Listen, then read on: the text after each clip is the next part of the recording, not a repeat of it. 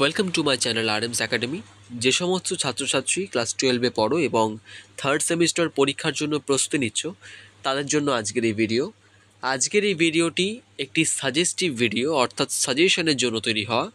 এবং আজকের এই ভিডিও আমি তোমাদের ধর্ম নামক যে কবিতা আছে তোমাদের বাংলা বইয়ের, সেই কবিতার থেকে মোস্ট ইম্পর্টেন্ট 30টি এমসিকিউ প্রশ্ন উত্তর সহ সাজেশন দেব। তোমরা জানো যে তোমাদের পরীক্ষার জন্য দুটি কবিতা পড়তে হবে, সেটা হচ্ছে একটা ধর্ম এবং একটা হচ্ছে দিগ্বিজয় রূপকথা।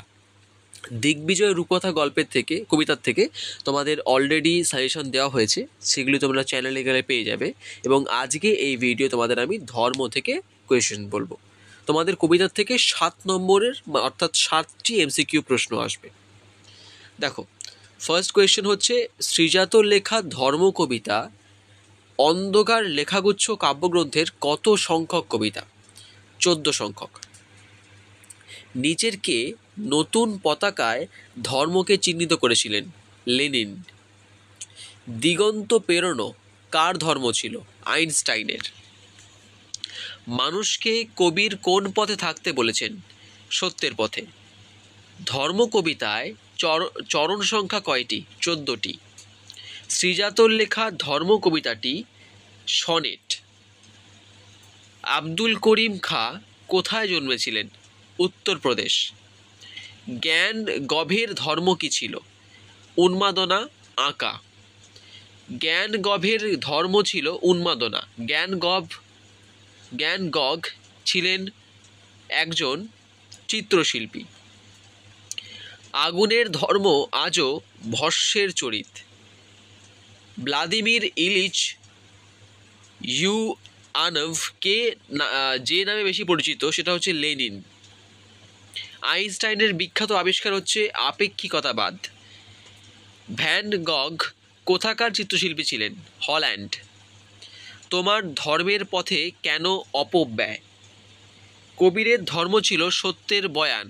কবির ছিলেন একজন সন্ত। ভ্যান গগের পুরো নাম কি? Vincent Willem গগ। এবার ট্রু ফলস। এত ধর্ম কিন্তু একই গ্রহে থাকে, এই বক্তব্যের প্রেক্ষিতে বিবৃতি 1, তারা একে অন্যকে দখলের কথা শেখায়। বিবৃতি 2, তারা প্রতিষ্ঠানিকতা শেখায়। বিবৃতি 3, তারা একে অন্যের জায়গা করে দেয়। এবং বিবৃতি 4, তারা অপব্যয় করতে শেখায়। অ্যান্সার হচ্ছে সি, 1 নম্বর মিথ্যা, 2 নম্বর সত্যি, 3 নম্বর মিথ্যা এবং 4 নম্বর সত্যি। কোয়েশ্চেন নম্বর 18, এ ওকে সে তাকে আরও জায়গা করে দেয়। কোয়েশ্চেন নম্বর 19, তবে কেন অন্য ড্যাশ ভাবায় তোমাকে, পথ ভাবায় তোমাকে? সুফি ধারা ও মরমিয়াবাদের সঙ্গে কার গান ও কবিতা সাদৃশ্য আছে? অ্যান্সার হচ্ছে কবিরের। কোন শিল্পকর্মটি ভ্যান গভের সৃষ্ট নয়? অ্যান্সার হচ্ছে গণেশ জননী। কবি শ্রীজাত ধর্মের নামে দখলদারিকে কি বলেছেন? অ্যান্সার সি, প্রতিষ্ঠানের প্রতি আনুগত্য। সমস্ত ধর্ম কোথায় থাকে বলে ধর্ম কবিতায় কবি বলেছেন? একই গ্রহে। এবার হচ্ছে বাম স্তম্ভ ডান স্তম্ভ মেলাতে হবে। এটার অ্যান্সার হচ্ছে ডাচ চিত্রশিল্পী ভ্যান গগ। 21 পদকে ভূষিত আব্দুল করিম খাঁ। বলশেভিক নেতা লেনিন। স্বামী রামানন্দের শিষ্য কবির। আরেকটি আছে স্তম্ভ মেলানো, আইনস্টাইন পদার্থবিজ্ঞানী। গার্সিয়া লোরকা স্প্যানিশ সাহিত্যের কবি। আব্দুল করিম খাঁ ভারতীয় মার্গ সঙ্গীতের। কবির দোহার রচয়িতা। আইনস্টাইনের ধর্ম ভাবানো।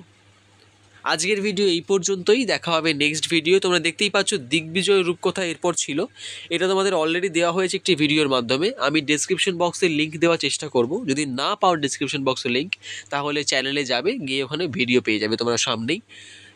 এবং যারা চ্যানেলটিতে নতুন, অবশ্যই চ্যানেলটিকে সাবস্ক্রাইব করবে এবং লাইক এবং কমেন্ট করবে তোমাদের কেমন লাগলো। এবং নেক্সট ভিডিওর জন্য অপেক্ষা করো। পরীক্ষা খুব ভালো হোক।